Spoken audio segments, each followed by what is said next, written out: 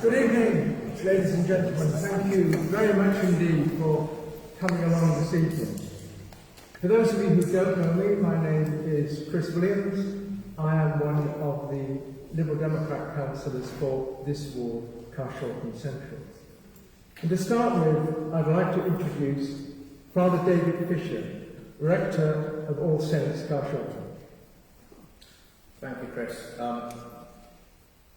You may or may not be aware that there's been a church on this site for 1,200 years. We've been very much at the heart of Carshalton community for that length of time. So it's appropriate that a meeting like this, for this purpose, takes place here this evening. And we are, as a church community, delighted to be able to host it.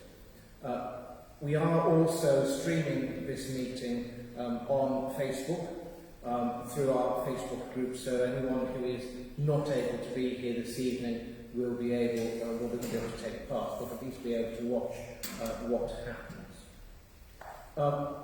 One thing I would ask is that, understandably, because of the nature of our conversation, discussion this evening, there will be emotion.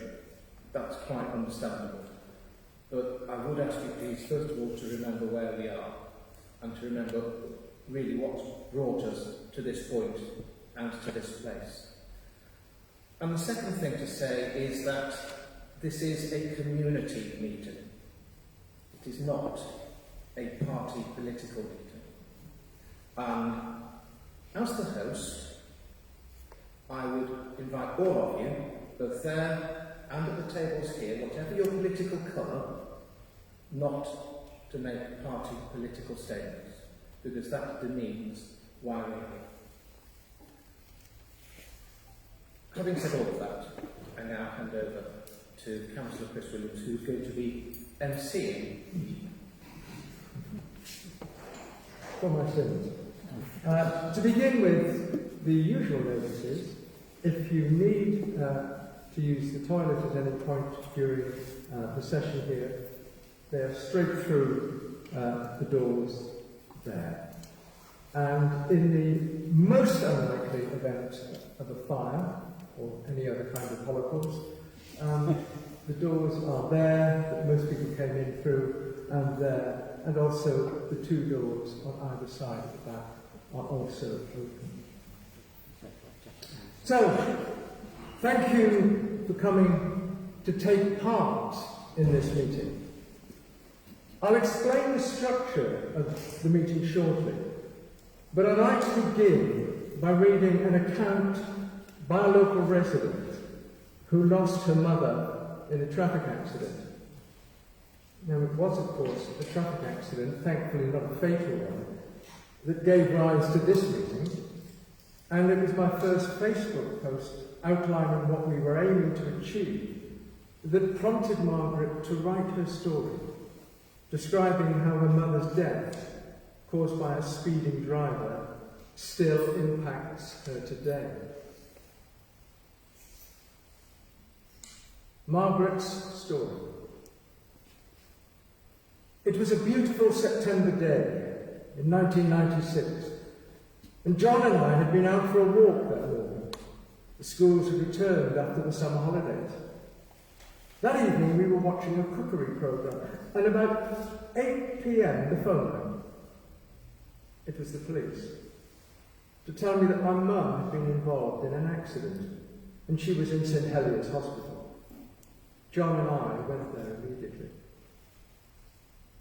When we arrived, the police wanted to speak to me, but my first concern was to see my mother. She was barely conscious, and spoke my name in a strange voice that I hardly recognised. The police insisted that I speak to them, so I went in a side room and they explained that the accident had happened 2 or 3 hours before they found me. And a young lad had knocked her over outside Sutton Common Station, and he was very distraught. They seemed more concerned about him than my poor mum. I had sympathy for him also, but he wasn't my priority. By the time I saw my mum again, she was unconscious and had never regained consciousness. The next day she was taken to Atkinson Morley Hospital in Wimbledon to have a brain scan. To cut a long story short, she had irreversible brain damage, and she was transferred back to St Heliers.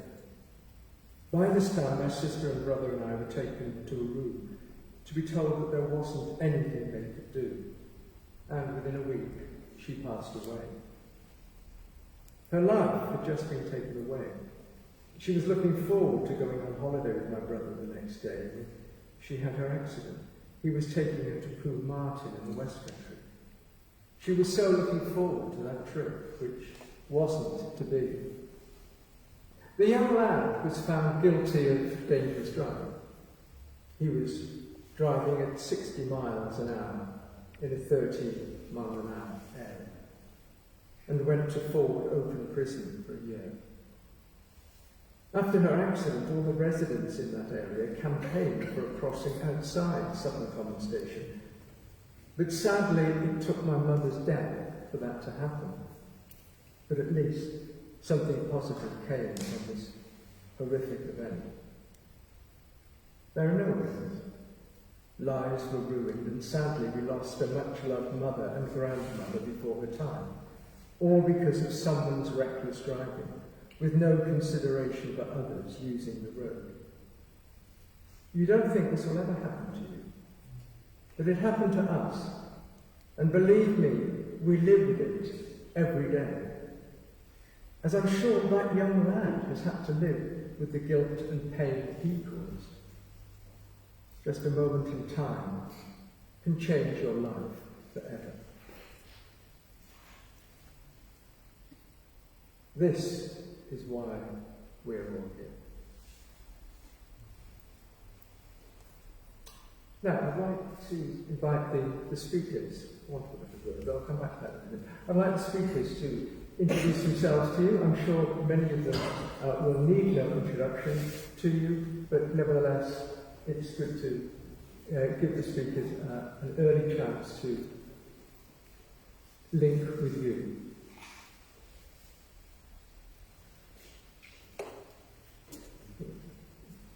Yeah, any order? About the sound.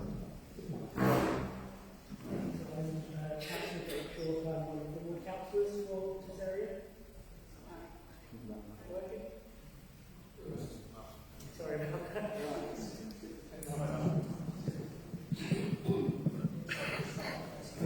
Is that right? Okay, sorry, I don't know what the need to is. So number of ward councillors for this area, and I'm glad to see so many people here with us today, and so many colleagues from multiple parties here. It's really showing that this isn't part of a political issue. We're here to have a grown-up, sensible discussion about ways forward, ideas, and how we can actually tackle this situation. I'm representing on the new Liberal Democrat candidate for Carshalton and Wellington. Live just up the road here, so use this junction on my bike, in my car, and by foot all the time. And I've got to admit, I'm pretty open-minded about what can should be done here, and I'm also really keen to hear what all of you have got to say to see if you can help me make my mind up on what we can do about what's happened recently and in the past. Hello, I'm Caroline Pidgeon. I'm Chair of the London Assembly's Transport Committee. I'm a London-wide Assembly member, so I work closely with councillors and colleagues in this area and across London, looking particularly at transport issues. I've got some general comments I can make at some point when it's appropriate about how TfL decides, as Transport for London, how they fund things, and a bit about their funding and some other issues, just to give us a little strategic step back. Thoughts to help your discussion. Clearly the local issues need to come from you to work as a community on what we think can work in this area. Thank you very much, Caroline. Good evening, everyone. My name is Elliot, and I'm the MP for Carshalton and Wellington. And it's a real pleasure to be here this evening because I think, like many of you, tonight hopefully will be the beginning of the answer to the question, well, what can be done about that? I know that many of you would have shared the same anecdote that I experienced quite a lot walking home from school when I went to school at Victor Seymour or Camden, when it was Camden, just up the road. Always walking by, and I don't know about you, but the railings outside of the ponds, there always seems to be at least one of them down. There always seems to be some kind of accident going on at this stretch of the A232. And this evening really is about trying to answer that question. And we know that we have difficulties. We of course have the ponds, which are in the conservation area, and we have this really old church on this side as well, on this side of the site as well. So we know that there are challenges, but hopefully with your input tonight, we can help to answer that question of how, why, when. Thanks. Good evening, everyone. I'm Neil Garrett. I'm the London Assembly member for Croydon and Sutton. So I represent both boroughs in the London Assembly, where I'm chairing the Transport Committee that I sit on. And in fact, for many years, I used to live just up the road on North Crescent, so I'm really familiar with all the issues that happen along here. And what strikes me now is I've got a constituency that runs all the way from Cheam right the way across to Bromley, and I've had issues on the A232 all the way along. It runs right the way through. And from non-such by non-such school right the way out to an issue I was a couple of weeks ago over near Bethlehem Hospital in Bromley. And the A232 is a road that has become a huge east-west trunk route carrying lots of buses, heavy vehicles, and almost all the way along its length you've got awkward junctions, tight bends, it's often very narrow, and in fact this little bit just outside here is by some distance the worst of all of the bits along that whole length. And I think that's obvious to people who live here, but with the wider context that I have, I see many other places and it's just so much worse here. And I think partly what makes it challenging is you've got three separate issues going on. You've got the problem of traffic flow, you've got buses trying to get past each other, lorries trying to get past each other, and they don't fit. You've got pedestrians, as in the instance that's brought us here. We have a long stretch with no pedestrian crossing anywhere here, and it's quite difficult to see where one might go in. And then the third problem, which is alluded to with this church, is you have a huge amount of heritage with the church, and ponds, and all the buildings around about, and almost everybody who ever wants an iconic photo of Carshalton stands outside there and they take a photo of this. And so it makes it extremely difficult to to come along with the highway engineers sort of ploughing big wide roads through or pedestrian crossings. So I think the real challenge here, and I think the reason it's proven so intractable, is the difficulty in trying to resolve the three of those. So I'm really hoping you can get some brains going this evening and come up with at least some ideas on how we can do that. Thanks very much. Thank you to all our speakers. So, the format of the evening, which I'm anticipating will take about an hour, is we're going to focus on three connected but different issues that exist in relation to the current and possible future way the A232 is structured and operates in this small section of the road. as Neil has already highlighted. And those issues are pedestrian safety, traffic management, and what do we want the future of this area to be like. Now, these areas overlap, so it's not always easy to say in which category a particular issue should be discussed. But I'm hoping that we can stay focused so that we can dig deep into each of them in turn. And the key word is discussion. You've not been invited here this evening to listen to a lot of speeches. Eloquent and engaging as our speakers are, it's your voices we want to hear. We've asked you to come here to express your thoughts, your ideas, your opinions, and their role is to respond to them, to you. So, to begin, we'd like you to spend a few minutes, first of all, just introducing yourselves to the people around you if you haven't done so already. And that can include the people both in front of you and behind you. And then focus on what you consider to be the key issues as far as pedestrian safety in the immediate area is concerned. And to help you thinking, I'll read a couple of the comments that were posted on Facebook, and they're either end or spring. For my money, there isn't a problem. No amount of measures, other than banning cars, will stop accidents from happening. Ban traffic and reroute buses. Easy as that. Let the high street and ponds be pedestrianised. Now, you might agree with one or other of those, you might agree with neither, you might even agree with both. No, you couldn't really. But the point is, they are perfectly valid opinions. There will be differences of opinion. And the thing that we all trust will happen this evening is that people will discuss those differences in a common sense of working together. As you heard in that second comment, there's an immediate move into traffic management, which we'll get onto separately. But so before we get on to traffic management, please try to focus your attention on what you think are the main factors that impact on pedestrians along this stretch of the A232, Carshalton High Street. And if changes, improvements are needed, what are they? What would you like to see? That's what we're trying to get out this evening. So, a few minutes to just to chat amongst yourselves about that. And we'll come around with a copy of the question so you won't lose sight of it in your discussions. And if you could appoint one person from among you who will feed back one or two of the points you made. Because it's highly likely that there will be more than one group will suggest the same things. So we'll get a clear sense of what it is you feel should be done.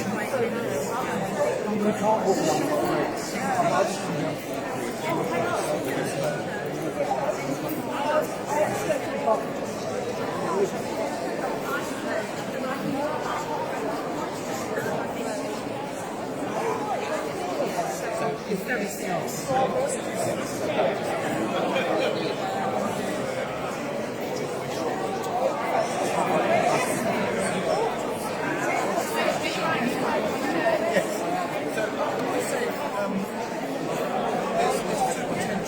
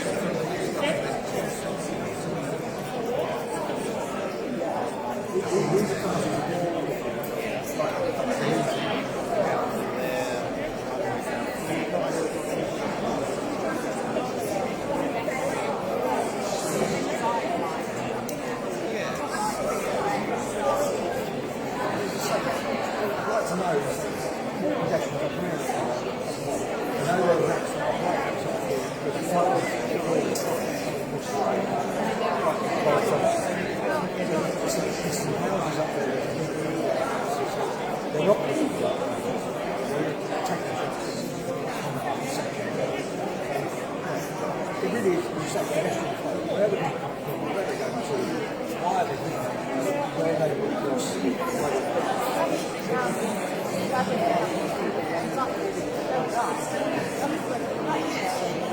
The buses, I don't think. Because when it was traffic went at twice the speed, and then people got arrested. I think the buses, the buses have driving on their system. Check the buses out. You can't do it because the pensioners cannot be on the road, they're not on Western Road, they're always it's too far. The buses still need to come to the National Road.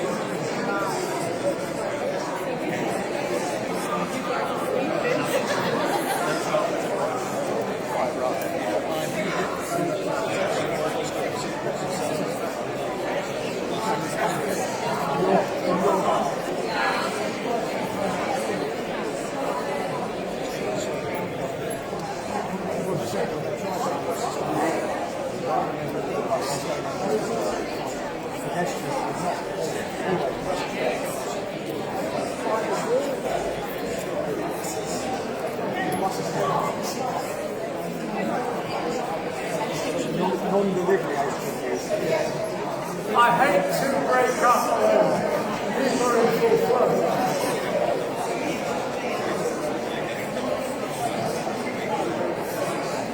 Hi everyone. If we can quiet down just for a second, please. Thank you.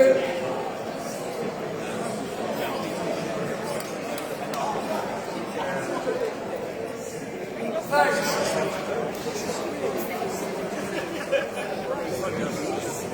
I must admit, I hadn't anticipated there being 20 groups of people talking.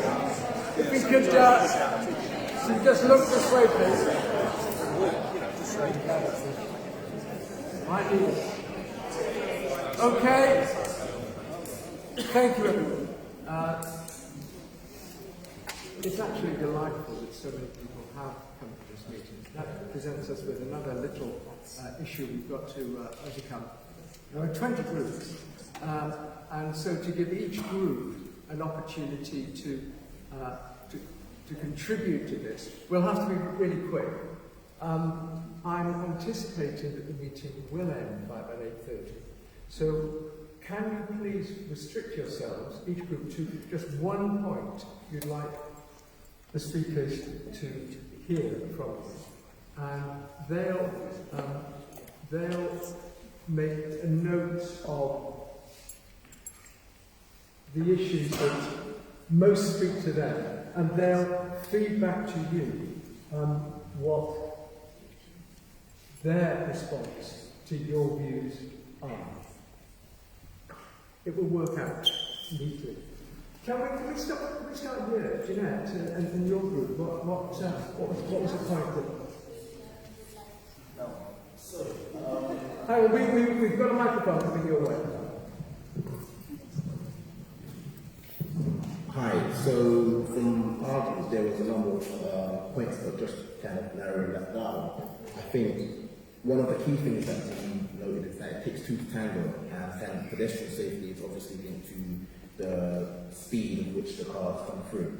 And so we thought, from St. Philomeno's, cars often come at quite a high rate of speed, and it's only when they get to the corner that you realise, oh god, this is a really sharp bend and it's really tight. And so kind of restricting the speed from further away, from further down, would have a really beneficial impact in terms of kind of getting drivers in the right kind of psyche when they get to the bend. And just on top of that, I know I'm still in an additional point, but the other thing was also the pedestrian pathway actually kind of comes to an end, and I think in some circumstances it's not very clear that it comes to an end. And so finding a way or a mechanism to make sure that pedestrians are aware that there is an alternative path, or that this path is come to an end and that they really shouldn't be going on the road or trying to cross at that point, is something of vital importance.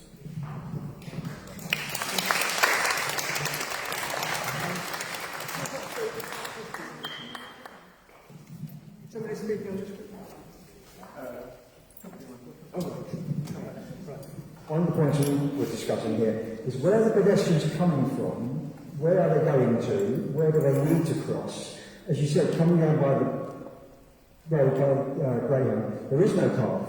Pedestrians shouldn't be walking there. I just went down from Windsor Castle, I've come along the back bit, which it's quite safe, you walk along the back, so pedestrians don't need to be there. Where are pedestrians say needing to cross the road, with the traffic light crossing up by the co-op, take 2 more minutes, walk up the road, cross the road there, and come back down. If you're coming down past the corners and you want to go to the Woodland Hub, are you going to look up to the crossing light and come back again, or are you going to risk crossing the road at that point? So I think, as we said to Caroline, what is the pedestrian flow? Where are the pedestrians coming from? Where do they need to cross, and why? So on one side of the corners there is no pathway, on the other side is a very safe pathway along the back. And then you come down. I know there was an incident, I believe, right on the corner here, somebody came out right by the side of the road. There's some houses there. They obviously came down, probably down to the station. They weren't going to walk all the way up to the co-op and cross the road. They took the risk of walking across the road. I think somebody actually got hit on that junction. So if there's a need for somebody crossing at that point, you know, it needs to be looked at. But again, it comes back to the fact, where are the pedestrians coming from? Where are they walking along that road? Where do they need to cross?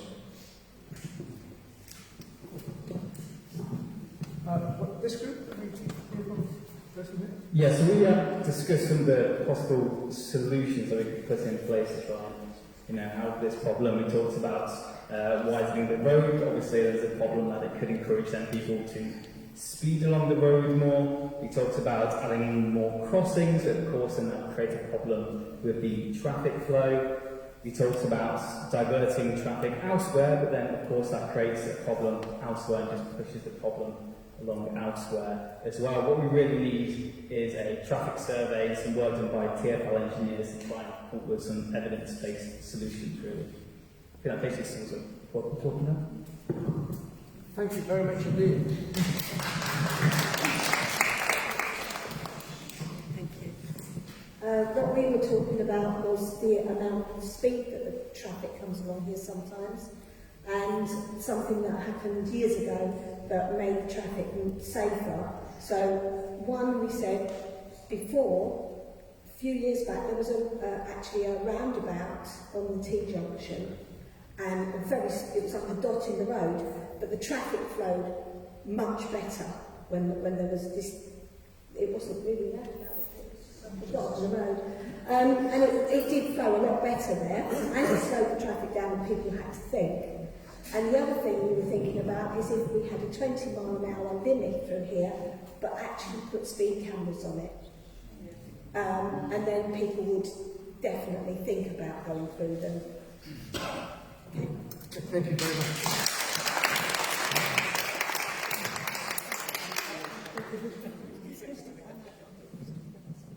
If you find that the comments that you were about to make have already been made, you can actually say, well, our comments have already been covered, and then that will speed the process up. I think some of our comments have already been made, particularly by Sadie just over here.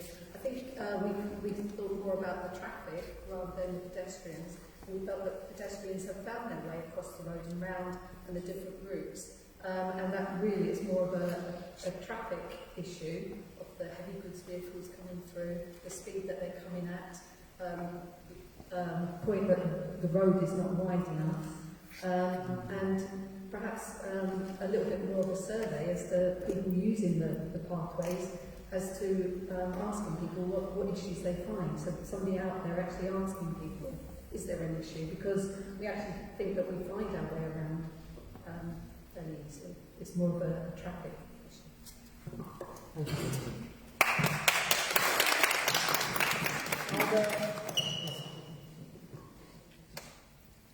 Hi everyone. So we did come to a conclusive agreement. So I said the majority of us felt that the main issues was the speed of traffic, as has been mentioned, and the lack of pedestrian crossings that have also been mentioned. We also felt that the crossing up by the Windsor Pub was a big issue, as there's traffic lights there, but there's no pedestrian call button. So and the traffic goes very quickly, and you have to dart over with a buggy because there's a nursery down the road. People cross into Carshalton with their buggies to get to the nursery in Carshalton, as long as St. Philomena School, so it's a very dangerous crossing. There is a pedestrian crossing further down, but it's around a corner, which cars don't expect there to be, so they come around that corner, speeding, around the blind spot, not expecting there to be a red light where to cross, and many cars go through that red light with people out in the middle of the crossing trying to cross the road. So that's an issue that we all agreed on was something that should also be looked at. And we basically just, our conclusion was slow down traffic, less traffic through the high street, and more pedestrian crossings than needed.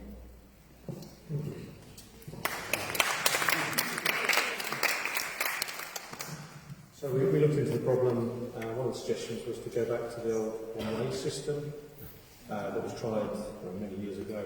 But I think that wasn't really going to be a practical solution with a number of bus routes that go through there east-west and also north-south. Some way of controlling the traffic, maybe a contraflow system, something that really gets the traffic moving through, but at a reasonable pace. I think one of the other problems that's probably not so well considered is that there are people living in that area, and obviously they're facing the pollution that comes with that traffic as well. Thank you.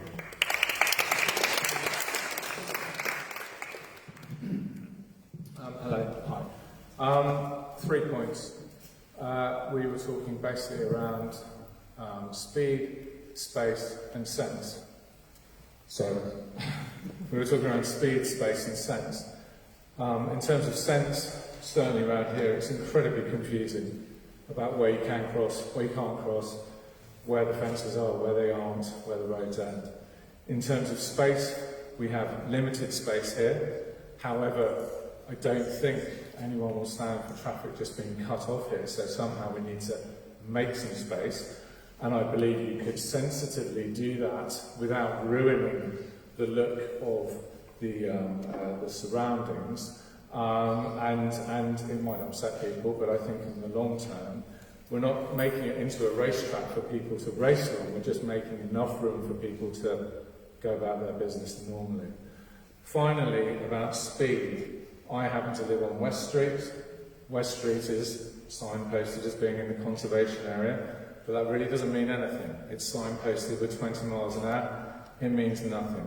A car was overturned in the middle of West Street on Saturday night because an individual was going far too fast for the road speed. And I've seen cars overtake, I've seen near misses, and we need a layered approach so that when people come into this area, they know that it's an area where people need to drive carefully, observe the rules, and unfortunately, I think the only way that you can do that with some of the people that drive around here is through enforcement. And you could do that with speed cameras or more police patrols, but I have been on a speed awareness speed gun thing round in the local area. One of the councillors said, and I quote, "But the signs say 20 miles an hour, why is no one obeying them?" So there needs to be some thought at the higher level to really look at some of these potential solutions. Thank you. Thank you.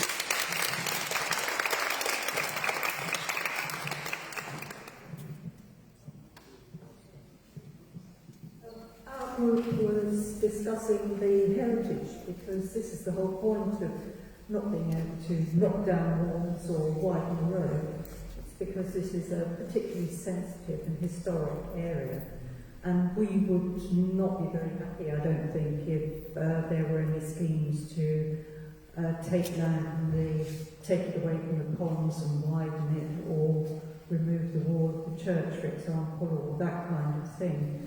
And I don't think it would actually solve the problem, because, as you know, if you build a road, then the traffic comes, and traffic will get worse. It doesn't matter what you do in the end.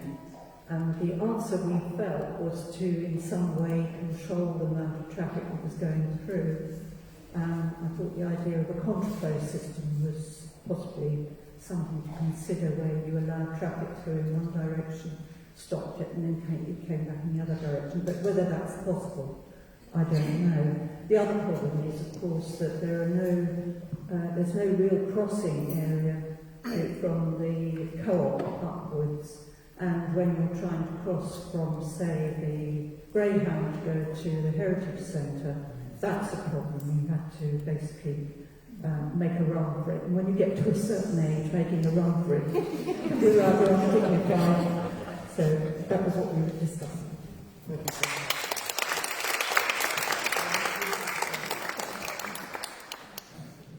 We agree with a lot of what people have said.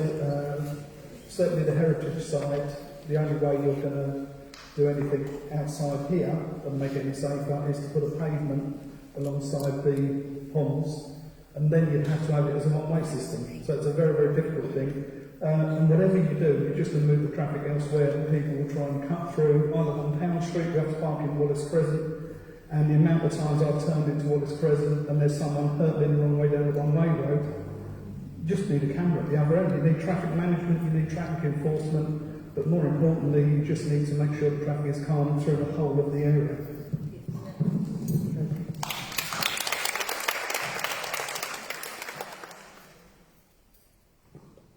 Most of the things that have been said tonight, we all felt that as well. And the main overriding thing for us is that traffic really be cut from present 20 miles an hour to 20 miles an hour. The emphasis is on the pedestrian to be looked after, not to worry too much about the heavy vehicles and that going through. Stop them, look after the pedestrians. Thank you.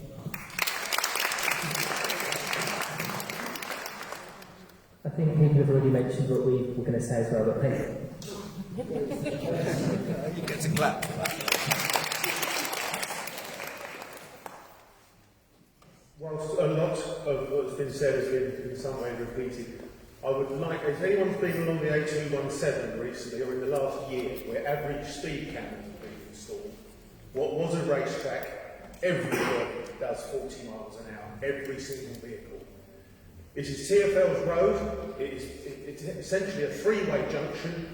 Why can we not have the first 10 mile an hour average speed camera system, which would lower traffic speeds throughout the area that is a concern? If there is call for zebra crossing, let us learn from mistakes, and expensive ones, Let us put in temporary crossings which are battery operated. We see them on the roadside wherever we regularly. Let us do this. Let us try them. If they don't work, we take them away. It costs very, very little. And there's no need for any authority to dig their heels in because they've made an investment in error. But I do firmly believe the low speed average traffic cameras, where you do get 3 points on your licence, where you do get a big fine, works. Yes.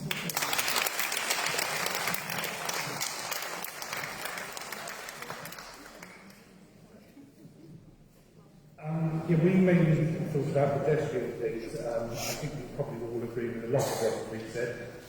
I would be inclined, I think we would be inclined to stick reins up to prevent or dissuade people from crossing at civic roads. Right outside this church is one of them.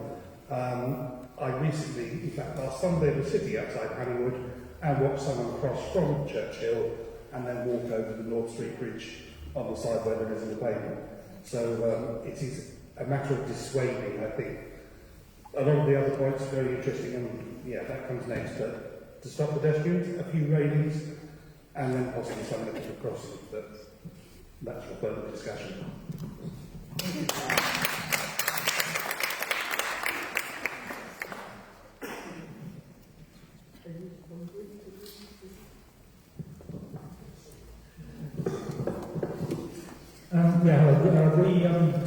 We had a chat mainly concentrating on the pedestrians.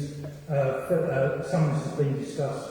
The only crossing we've really got is down by the co-op in the High Street, and the ones at Windsor Castle aren't pedestrian crossings as such. So we thought a crossing on the Windsor Castle side of outside the Greyhound, that could be a good crossing point to cover the problems, we've all talked about there. And as the gentleman over there said, if we did a trial version of that, that sounds like quite a good idea. On the traffic, we thought rumble strips. If you put rumble strips through, that get drivers' awareness on the speed limit, and it would also slow them down. I think coming across the pond is very, very narrow path there. It's all right when it's busy, but when it's not busy, you do feel a little unsafe walking along there because it all comes through quite a way. Thank you.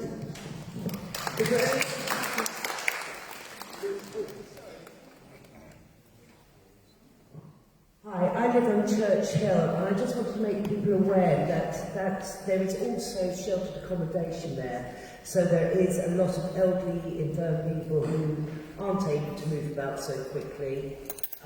So we have to be very conscious of their ability to be able to cross and not go up to the co-op, for instance, to cross, because you can't make it that far. So crossings closer to them would be appreciated.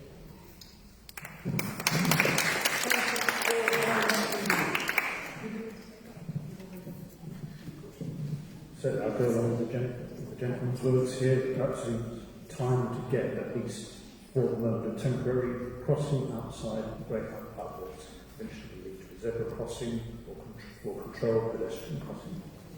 Thank you very much.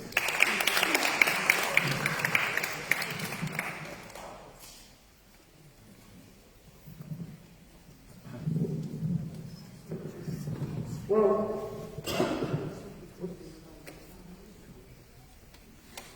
thank you all very much indeed for your feedback. What we're going to do now is get a brief response from however many of our speakers would like to respond to any of those points that have been raised. I've been taking notes of what's been said now. I'm sure others have as well. So please be assured that what you have said tonight is not something that is just going to be left in this church when you leave. Who's got a comment?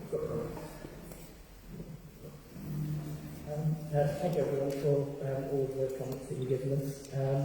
I just wanted to comment on the crossings issue that was talked about quite a few times here. I think on the one hand we can't legislate for every eventuality people will cross where they feel it's the most convenient to them. But this issue of people crossing by the Greyhound and by Honeywood, lots of people do that. I think informally residents know that that's a relatively safe place to cross.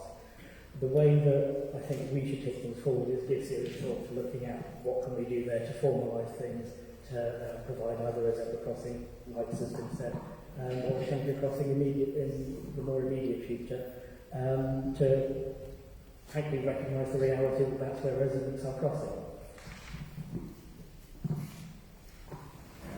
Yeah, so it seems like the most common things that were raised were slowing down the traffic or providing more pedestrian crossings. It seems like there's at least sort of 3 different desire lines for pedestrians. We talked about one by the Greyhound, Woodland, and then probably across North Street. I feel like that one by the Greyhound seems like the one that makes most sense to me. And with all the various sort of traffic slowing schemes going, I think the point made over here about needing more evidence for it. I mean, I'm not a highways consultant. TfL, they should be employed to do a study on this and to find out what they think, according to their experts, are the different viable options for working on this road. I do worry about that. TfL hasn't got a lot of money at the moment, and it prioritises areas that have lots of deaths, and we've had accidents and near deaths here recently as well, but probably not in the volume that they would look at. So we really need to, once we decide ourselves as a community what we want to push for, really push hard on TfL to do a proper study and then take action as a result after that. So yeah, I think on the pedestrian crossing side, I feel like the Greyhound one seems to make most sense to me. And on the various sort of speed reduction schemes, I just don't have the answer to that one, and I'd like to make us push TfL to get the answer for us. Let me just pick up on the issue of speeding. And Transport for London has brought in 20 mile an hour speed limits on a number of their roads, but they're all in central London. In fact, they just consulted on the whole of Westminster having 20 mile an hour on their red routes going through the city. But so it's only about 7% of TfL's roads across London have that speed limit. I have no idea why they haven't thought about bringing it in here, given the issues, the collisions we've heard about and so on. I would have thought that was a very straightforward thing that could be done.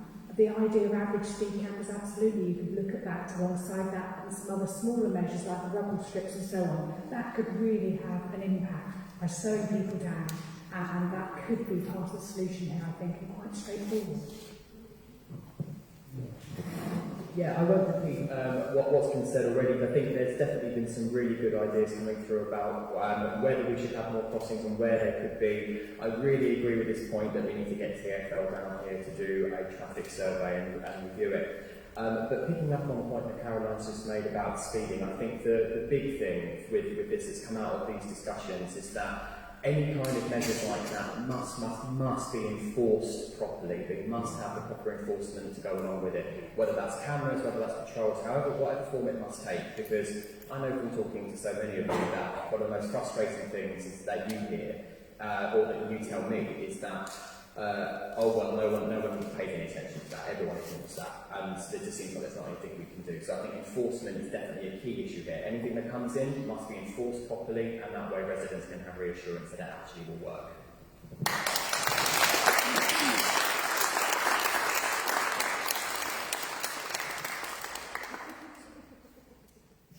Thanks. I think just to pick, I think I agree with what people have said.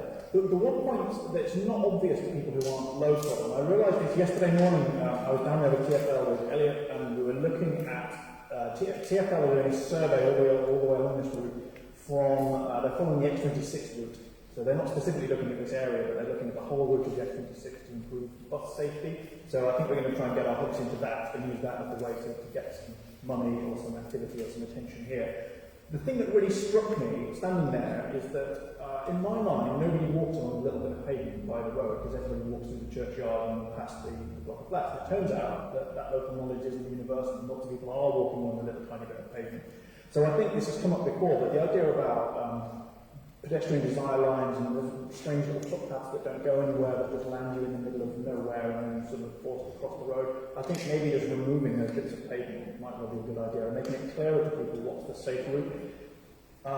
What I would say on the speed stuff, is that Caroline spoke about the TfL route, which is obviously the A232, and people up them through the Windsor Castle. One of the things that's also come up is, maybe diverting the traffic, as we talked about, the one-way system in the past. I think the point I would make is if we're looking at the 20-mile-an-hour zone or anything like that, you need to look at the whole area, because what we wouldn't want to do is make this road past here very slow and very safe, and then just by accident divert all the traffic along Bainham Road and Ruskin Road, because that's what would happen. People sat-navs would just say, you'll save 2.8 minutes if you go that way, and then they'll all go that way, and then we'll have a pedestrian safety problem over there. So I think it is really important that either TfL or the council by themselves don't just do their bit of the road. I think it does have to be the whole area. And I quite like the point at the back there about having sort of almost like layers of information to drivers that you're coming into an area that even though it's an A road, it's not just a main trunk route through. Slow down, it's a heritage area with lots of people, it's a high street. I quite like that idea, and I think you can combine those. It's all way that sort of legibility is the jargon, but the idea that as you're driving on the road, there's lots of subtle indications you just need to slow down. And I think that's why it needs an area-wide effort. And I think particularly combining that with some pedestrian desire analysis.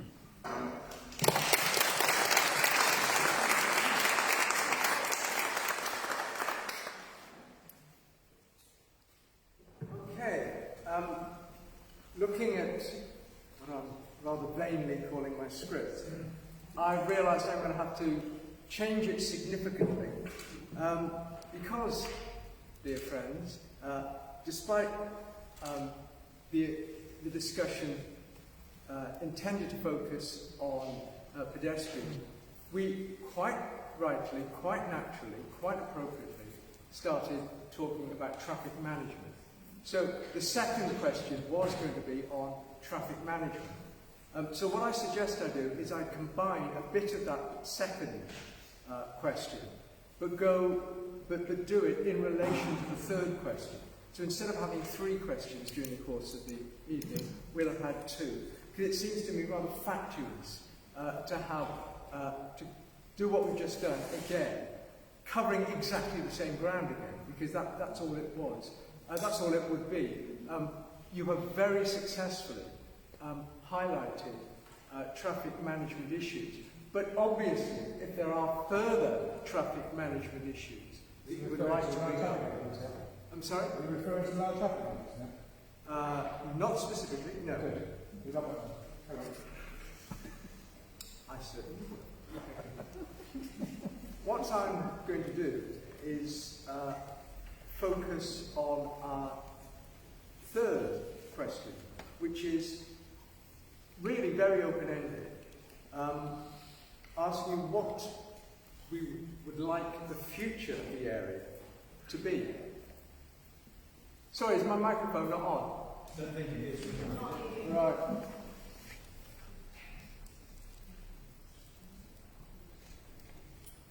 How about that?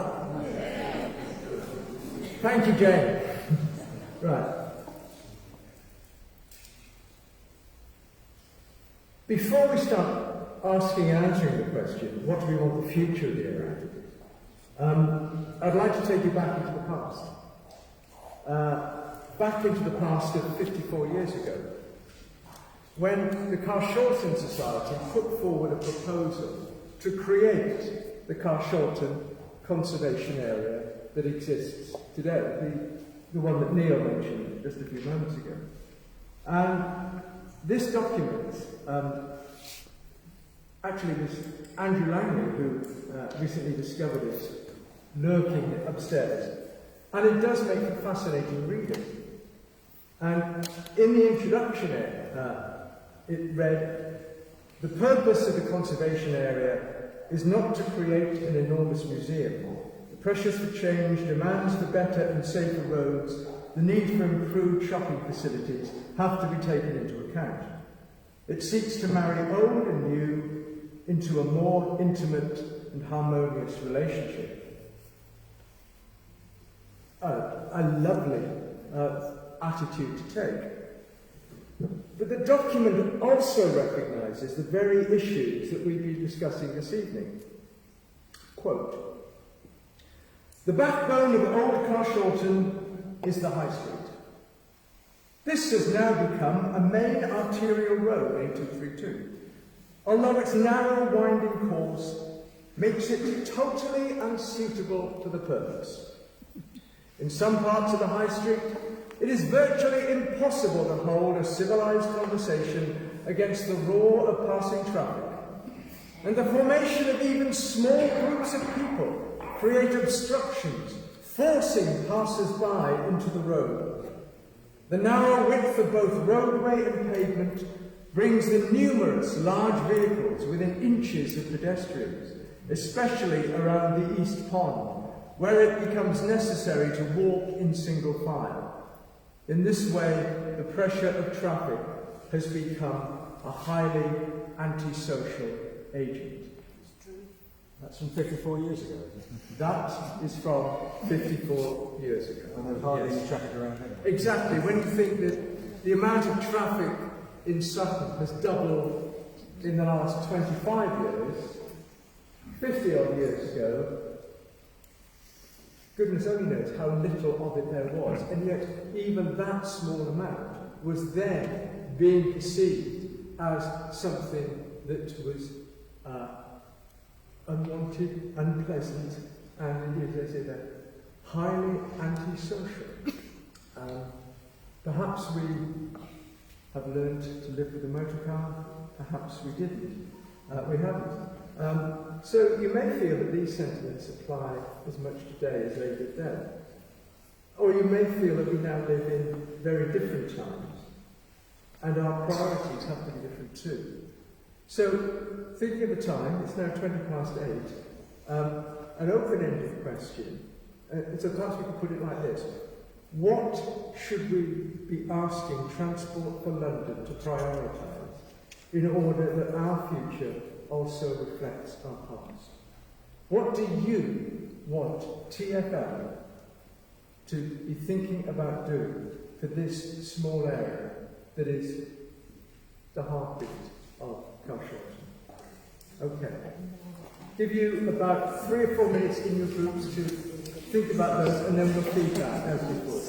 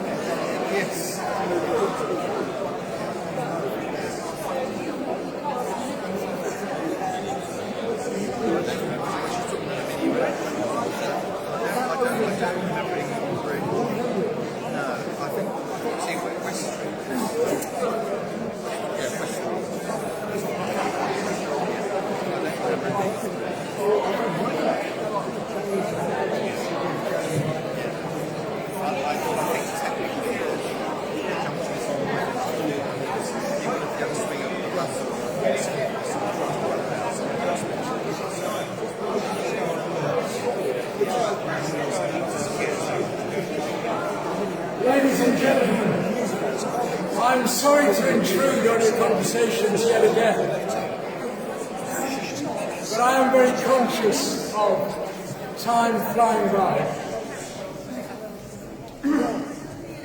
We are now at the point in time where I assumed we would be finishing the meeting. That in itself is not a problem, but obviously we do need to find a way of working towards an end. So I'm going to go off-piste yet again, and what I'm going to ask is the speakers, if you can if it's okay with you, if you can highlight any particular points that you've heard as you've been going around and would like to draw attention to, and then if following that there are any specific issues that haven't been covered at all in your groups and you'd really like to make us aware of those, and then we'll do that, and then we will get on our bicycles and wend our way. So, thank you, Chris, and thank you everyone for your conversations. I think one of the most important things I heard walking around was the fact that Carshalton is actually a really beautiful place to live. And I know it myself when I'm walking to Carshalton Station, you go over that side of the Grove Park and you look back over Honeywood, over this church, you feel like this is actually a really beautiful part of London. So the point of keeping the conservation and the history of this area alive has, I think, been heard really, really loudly tonight. So that is something that I think I totally agree with. This is a beautiful place to live. We want to make sure it remains a beautiful place to live. So protecting our conservation, protecting our history is very, very important indeed.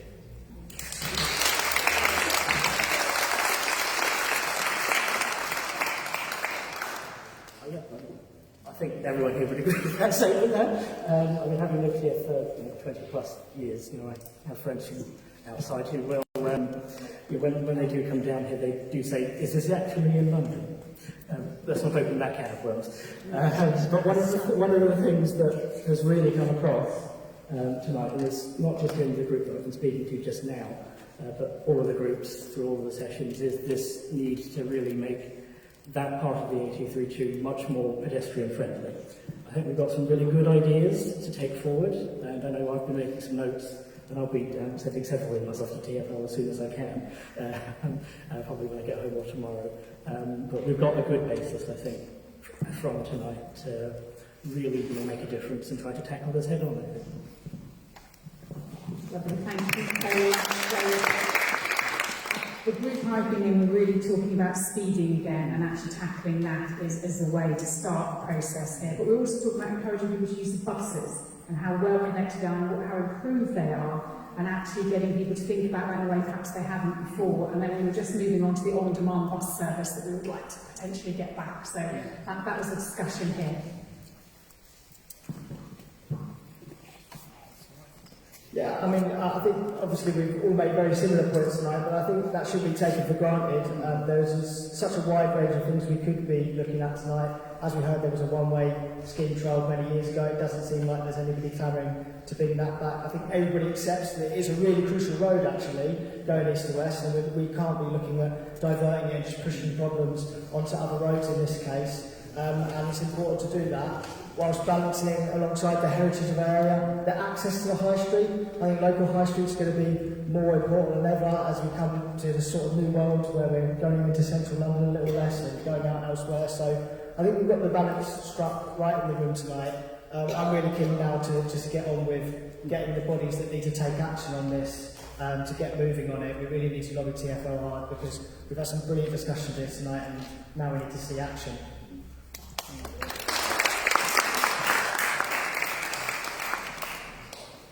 Hello, I'm left wondering why I ever moved away.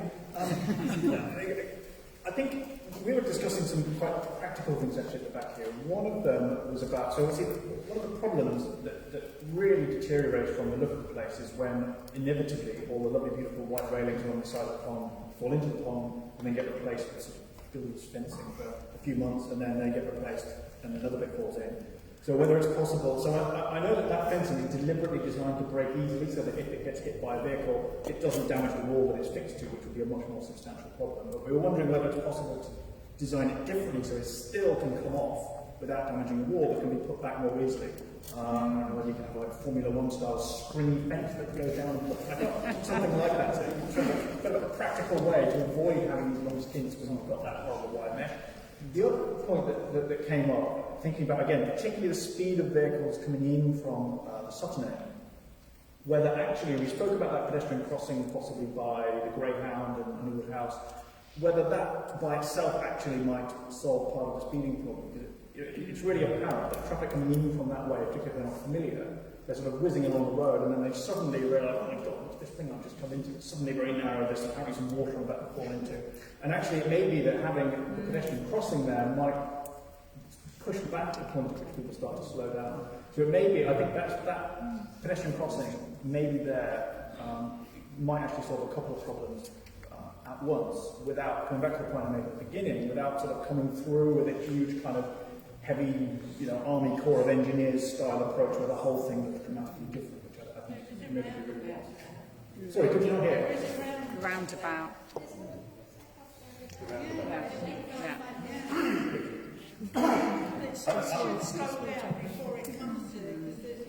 I think you're sorry, I see what you mean. Yeah, they do slow down the roundabout, then they speed up again. I think that's my impression. If you stand down by the Greyhound and watch, you just see them come in quite quickly and suddenly start braking. And sorry, I've spoken for long enough, this will be quite quick.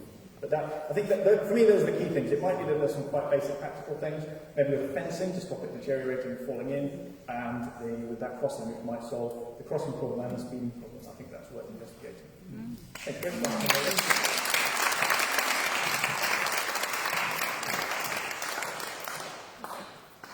One thing I could perhaps add to that is that Jake and I had a brief meeting with a couple of TfL officers yesterday, and the overall outcome of that session was very positive. I mean, while they obviously could not commit themselves, could not commit TfL for doing anything specific, and part of the reason for that is the financial situation that TfL is currently in. But on some of the issues that we've raised this evening, such as a pedestrian crossing by the Greyhound, they said, well, that's certainly feasible. What about a 20-mile-an-hour speed limit? Well, that's definitely worth looking into. Traffic light control restricting traffic to one direction only. Don't see why not. So in other words, they are making positive noises in the right direction, and we certainly need everyone who is in a position to do so to push TfL to actually deliver. Now, before we end, I don't want anyone to leave the church feeling they had a burning issue, a crucial point that they wish to get across, and they haven't yet had the opportunity to state it. So if there's anyone who's got something that they really want to share with the rest of us, please, here's your moment. Right. I totally agree with the crossing.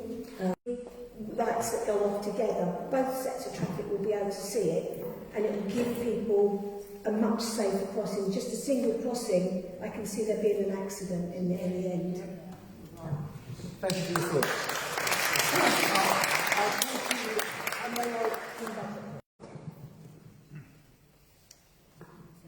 I don't think that anybody, I didn't hear that, has mentioned large lorries, the gigantic articulated lorries that appear to come through Carshalton. Really, the road is not suitable for those big trucks. And I know there's such a thing as economies of scale, that maybe they say, well, it's going to cost more, they have smaller trucks, but and there's deliveries to the shops in the high street. But I think that's something that could be looked into.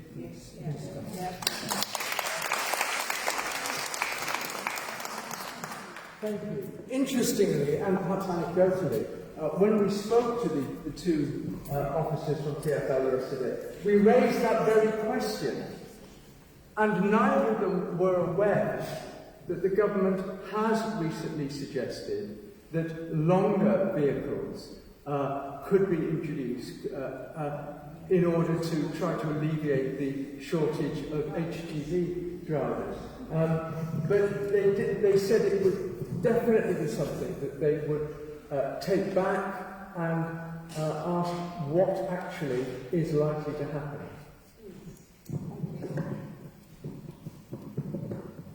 I would just like to say that I would like to hear Ruskin Road mentioned in the mix of lessening somehow the traffic coming through down the A232. I think at one time it was considered as part of a one-way system, which didn't work. But I'm quite sure that that would help if we could somehow divert some traffic down Ruskin Road.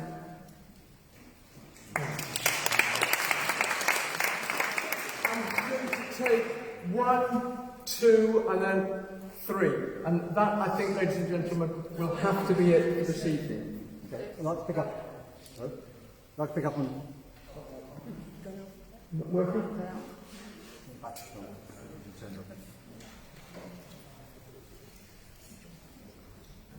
Should be on. Hello? Yes. Yeah. Yeah. No?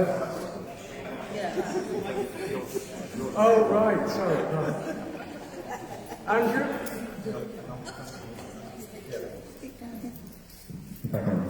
Yeah. Very good points made there. Who needs to cross by the Greyhound? How many people do? We were saying earlier on about crossing to go to the Heritage Centre. And as I said earlier on, we're talking about pedestrian flow. And you're quite right. The crossing can't be right on the bend unless it's traffic lights. And so it needs to be there. But how many people need to cross it? If you're coming down from the roundabout, yes, you need to cross the road, so then come down this pathway, because there's no path on that side of the road, so I quite agree with that. But again, it needs to be measured to see who needs to cross the road at that point, and the justification for crossing there.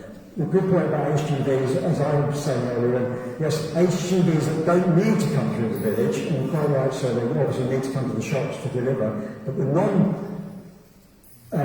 village traffic should be forced to go around Ruskin Road, so all through HGVs. Buses, I think, will still have to come up and down through the village. Whether the heritage thing is quite important, whether you could pinch 2 foot from the ponds just to widen the road that little bit to get it what it really needs, I think could be quite important. My other point that I thought of is on that very corner by the Greyhound, could we not just have 2 reflective mirrors either side? The traffic coming down that road can't see round that bend. They come round that bend, they see a big truck or bus coming towards them, that's when they hit their brakes and they're hitting the pond. If there's a reflective mirror there, you could actually see, before you get to that corner, that there's something coming the other way that you need to be aware of. So there's just a few points. Reclaiming a bit of the ponds, we built a tunnel under the channel. I'm sure we could sort of claim 2 foot back from the ponds. Heritage-wise, yes, it would be a shame to spoil it, but they are very nice local feature. But the water's only 6 inches deep. You're not going to drown if you fall in there. We've had cars and buses and vans and things go in there. But yeah, if we could just widen that road very slightly, I think it would solve a lot of the problems. But again, so reflective mirrors on that corner, the need for crossing, send some of the HGV traffic off the road that doesn't need to come through. These are things that I think could be looked at. Thank you very much. James.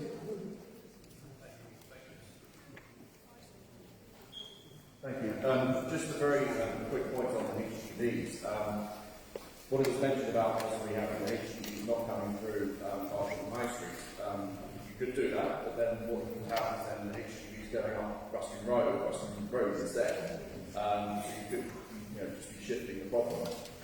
What would be interesting to perhaps explore is that we know that this area, this village, is a conservation area. Perhaps explore the relationship between HGVs. Not having HGVs come through a conservation area full stop, because the conservation area, I believe, goes up to where the ride, where the railway line is, and then comes back to roughly where Ruskin Road is. So that's potentially something that could be explored. Thank you.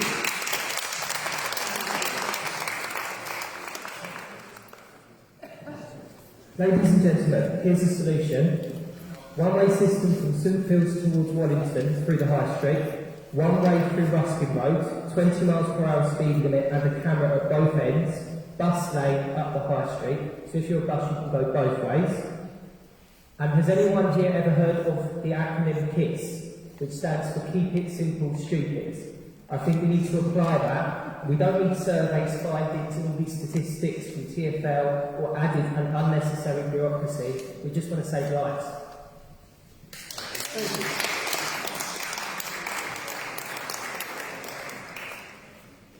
And on that note, ladies and gentlemen, we're going to draw this meeting to its close.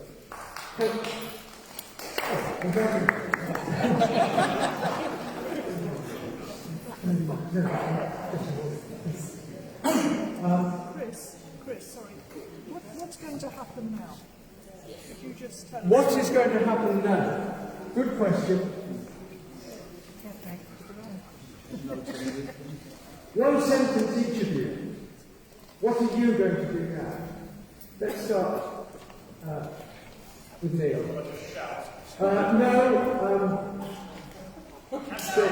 David Orton.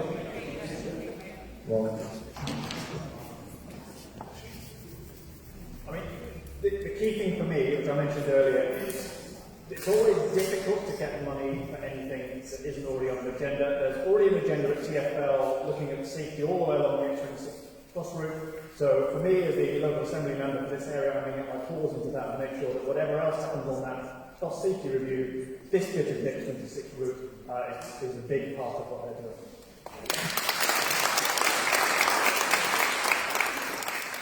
Yeah, I think I just completely agree with Neil. And like Chris, we did have a really constructive meeting with TfL yesterday on the site, and it's clear that there are works that are going to be happening along the A232. So our job is to make sure we can get our claws into that piece of work, make sure that the site outside of here is identified as a key area of concern, get part of that investment into here, get some issues sorted, get some solutions in place, and that's what I'll be focusing on with working with anyone and anyone who's willing to do so.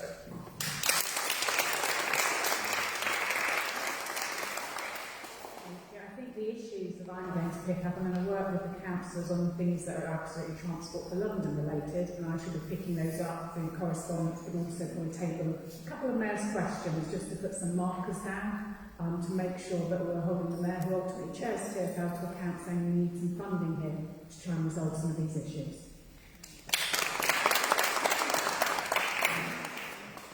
By this point, we're going to start to repeat each other, but one extra thing that I think we should do is bear in mind that not everybody here can make it tonight, and make sure we continue to speak to residents in and around this area as well, and continue to get their views on this, especially as options that start to become more formal develop. We need to make sure that we're keeping everybody, not just people in this room, in part of the conversation. Yes, again, with us all repeating ourselves, I think Bob is absolutely right that this is at the beginning of the conversation. We've been having it for quite some time, but we need to make sure that the whole community is as involved as possible. So I think part of my role really as your local councillor here is to make sure that that's as wide as possible, that we have as much feedback as possible. And I'm going to specifically be following up on particularly the pedestrian safety, the works about the possible temporary crossings and so on, and from our end, pushing our TfL contacts to make sure that alongside the work of our assembly members, that they know that we want them to prioritise this area. Because I think we've all got a role to play in that, and I think we're all going to be able to push several buttons to make sure that they know we're not going to go away so easily.